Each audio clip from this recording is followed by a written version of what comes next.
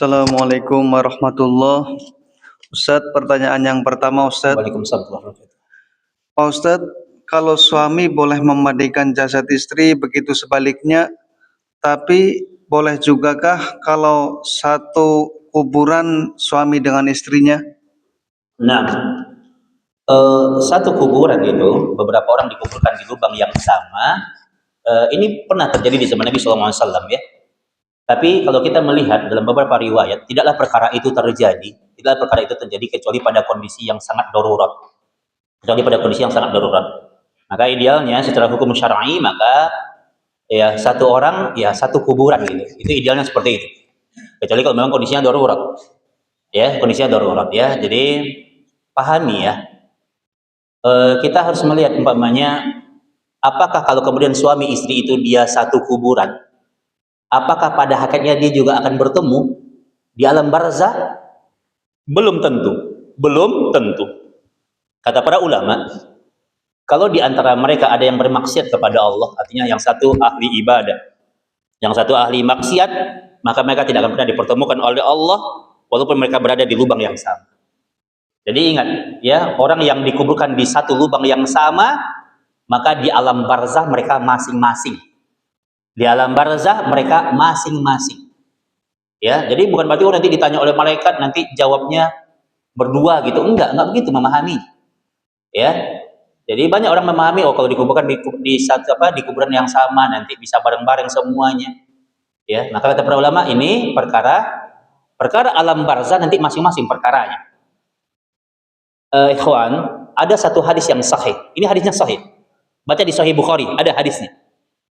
Kalau orang itu dia sama-sama beriman dia, maka nanti dia akan dipertemukan oleh Allah di alam kuburnya, di alam barzahnya. Kalau sama-sama beriman, ini hadisnya sahih. Umpamanya ibu kita sudah meninggal puluhan tahun yang lalu, sudah meninggal puluhan tahun yang lalu. Tiba-tiba paman kita umpamanya baru meninggal pekan ini. Ibu kita orang solehah, dia wanita yang baik, paman kita juga orang yang soleh. Kata para ulama, maka nanti keluarga itu nanti Allah pertemukan sebentar. Mereka akan bertemu sebentar. Nanti si ibu ini dia akan nanya, bagaimana kabar keluargaku di dunia? Maka mayat di kuburan, dia dapat informasi tentang kondisi di dunia itu dari orang yang baru meninggal. Asalkan mereka dua-duanya orang yang soleh. Mereka akan bertemu sejenak, kemudian mereka akan berpisah. Tapi kalau kemudian ada yang soleh, ada yang tidak, ada yang ahli ibadah, yang ahli maksiat, maka mereka tidak akan pernah dipertemukan. Itu kaidahnya. Makanya kata para ulama, orang kalau udah masuk alam kubur, dia nggak bisa dapetin informasi apapun tentang keluarganya di dunia, kecuali yang tadi. Ada keluarga yang baru meninggal dunia, maka dia akan ngasih kabar kepada yang udah meninggal lama.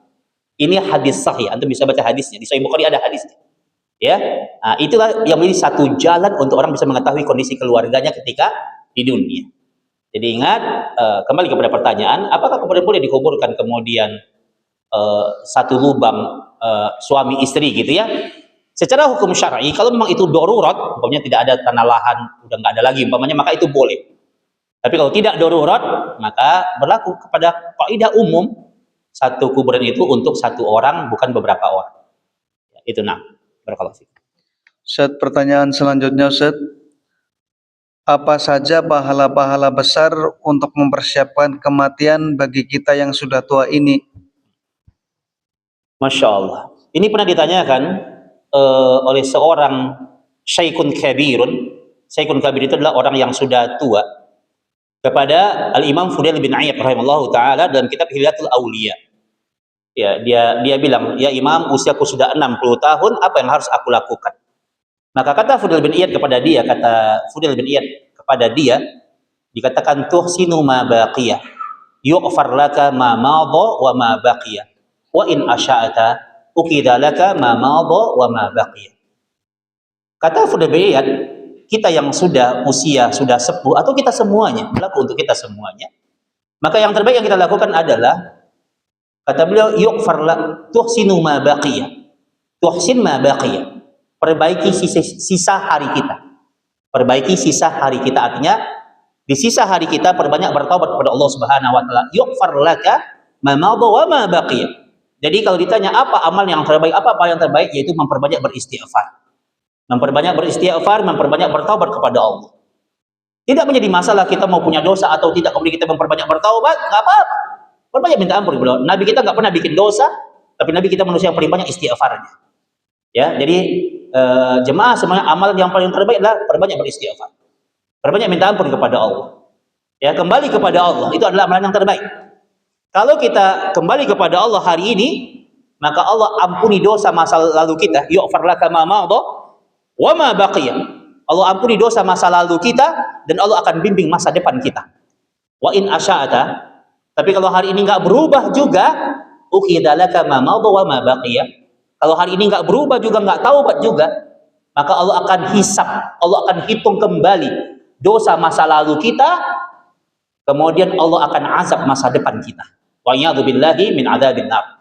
Ya, jadi itu yang harus dilakukan. Jadi perbanyak beristighfar. Nasihat saya adalah hal yang paling terpenting di sisa usia kita adalah yang pertama, jaga 5 waktu kita. Bagi bapak-bapak, usahakan 5 waktu di masjid. Ibu-ibu, kalaulah kemudian sholat di rumah, usahakan sholat di rumah tepat pada waktunya. Jaga sholat. Ini yang paling terpenting, jaga sholat. Yang kedua yaitu apa? Jangan tinggalkan zikir pagi dan petang. Jangan tinggalkan zikir pagi dan petang. Jagain. Ya, karena ingat di zikir pagi dan petang itu ada sayyidul istighfar. Dalam riwayat yang sahih dikatakan kalau orang membaca sayyidul istighfar, Allahumma anta rabbi, la ilaha illa anta, sampai seterusnya itu dia baca sayyidul istighfar. Kalau dia baca di pagi hari, dia meninggal di siang harinya, maka dia dijamin masuk surga. Kalau dia baca di sore hari, terus dia meninggal di malam harinya, maka dia dijamin masuk surga. Maka cara kita mengawal waktu kita dengan cara kita memperbanyak baca sayyidul istighfar atau baca zikir pagi dan petang. Barangkali itu. Barakallahu fiikum. Ustaz, kalau orang tidak punya anak, kemudian yang memandikan jenazahnya kerabatnya seperti ponakan, sepupu, bolehkah Ustaz? Ya, boleh. Boleh ya. Siapapun kaum muslimin yang dia bisa memandikan, boleh untuk memandikan. Tapi yang harus kita perhatikan tentang berkaitan dengan aurat jenis kelamin. Jadi kalau kemudian umpamanya dia meninggal dunia, dia seorang bapak-bapak umpamanya, kemudian dia punya ponakan, ponakannya laki-laki, dia punya sepupu laki-laki, ya, dia punya punya saudara kerabat laki-laki, maka boleh. Yang diperhatikan tentang jenis kelamin, karena dalam Islam aurat itu sangat penting ya untuk diperhatikan, ya, walaupun itu kepada saudara kandung atau orang tua kandung. Dan ulama juga membahas ini juga berlaku untuk berkaitan dengan anak kepada orang tua, anak kepada orang tua. Contoh, ada seseorang anaknya meninggal dunia. Anaknya meninggal dunia, umpamanya yang meninggal anaknya perempuan. Pertanyaannya, bolehkah orang tuanya memandikannya? Ulama juga membahas. Kata para ulama, kalau anak itu belum balik anak itu, maka boleh kedua orang tuanya memandikannya. Kalau anak itu belum balik. Tapi kalau anak itu sudah balik, maka berlaku kaidah yang tadi. Kalau dia anak perempuan dimandikan oleh ibunya, kalau dia anak laki-laki dimandikan oleh bapaknya. Ini kaidah Islam yang harus kita taati. Allah yang menetapkan, hadis Nabi yang menjelaskan bahwa aurat penting untuk dijaga walaupun kepada orang tua kandung. Nah, barakallahu. Ustaz, kalau ayahnya sakit yang mengurusi anak perempuannya, yang memandikan, membersihkan kotorannya, anak perempuannya, apakah boleh Ustaz? Nah, ini kondisi yang sangat darurat. Ya, idealnya ya ayah sakit. Ketika ayah sakit, maka menjadi sebuah pahala yang besar ketika diurusi oleh anak perempuannya. Ketika Nabi yang mulia sakit, Fatimah juga ikut mengurusinya. Tapi harusnya kalau perkara-perkara berkaitan dengan aurat umpamanya si ayah mau buang air besar umpamanya, kan tersingkap auratnya, atau si ayah mau buang air kecil, kan terbuka auratnya. Harusnya ketika pada kondisi itu harusnya ada yang lain yang mengurusinya. Tapi ada pengecualian, kecuali kalau memang udah nggak ada pilihan gitu. Ustaz, nggak ada orang lain Ustaz, cuma saya yang ada. Ya, nah, kalau udah begitu berarti ini darurat, Pak. Darurat itu dalam kaidah usul dikatakan ad-daruratu tubihul mahzurat. Sesuatu yang darurat itu bisa menghalalkan sesuatu yang diharamkan. Ya gimana lagi? Ya nggak ada lagi yang mengurus, maka boleh anak perempuan mengurusi, walaupun pada hal-hal yang sifatnya dengan kayak buang air besar, walaupun itu akan tersingkat auratnya, karena nggak ada pilihan. Syariah ini tidak saklek ya. Kalau memang itu kondisinya sangat darurat, tidak ada pilihan, maka boleh anak perempuan untuk mengurusi ayahnya. Ya. Nah, kalau untuk memandikan, ya kalau memang sudah tidak ada pilihan, bagaimana lagi? Pokoknya di kampung itu ya dia doang umpamanya. Ya, tapi kalau dia meninggal dunia ayahnya, maka kalau ada yang lain, mungkin ada ustadz di situ, ya, mungkin ada kaum muslimin, maka minta kaum muslimin untuk memandikannya. Ya, tapi kalau memang tidak ada pilihan, intinya kalau itu memang benar-benar darurat, tidak ada pilihan, maka syariah memaafkan. Nah, barakallahu fiik. Ustaz, pertanyaan terakhir Ustaz. Nah, Apakah pernah menemui jamaah atau orang yang bercerita bahwa dia mempunyai firasat mau meninggal? nah Apa? eh, ada sebuah buku judulnya Firasat Orang-orang Beriman Itu Benar. Firasat orang-orang beriman itu benar. Tapi kemudian Allah mengatakan kematian bagi seseorang itu Allah rahasiakan. Kematian bagi seorang itu Allah rahasiakan. Jadi prinsip umum adalah, kata Pak, firasat pada perkara-perkara dunia itu bisa benar. Firasat orang beriman pada perkara dunia, punya dia punya firasat. Ini kayaknya si Fulan mau datang ini. Biasanya firasat itu benar kalau dalam perkara dunia. Tapi kalau dalam perkara kematian, ini Allah rahasiakan. Tapi ingat, kejadian kematian itu jadi pelajaran bagi orang yang hidup. Jadi boleh jadi yang mengetahui firasat itu orang yang hidup gitu.